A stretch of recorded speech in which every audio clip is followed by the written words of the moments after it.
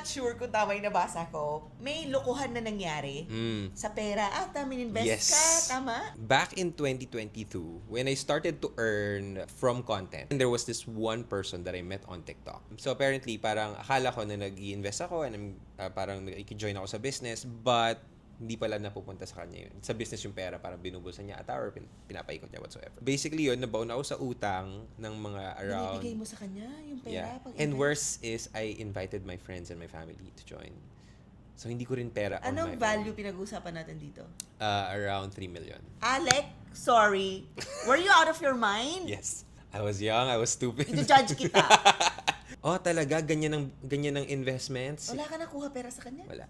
Nagkaroon ako ng utang. Kasi it was parang for me moral obligation to pay back the people who joined. Parang nabulag ako sa quick get rich quick scheme na, bigay mo yung pera to in 3 months. 20% interest. Parang ganun yung mga crazy promises, 'di ba? Mas masarap sa pakiramdam yung pera na tinrabaho mo kaysa yung may inapakan kang tao, may ginawa ka illegal, may scam kang tao. Like madali ring mawala sa yun and karma's gonna hit you one way or another.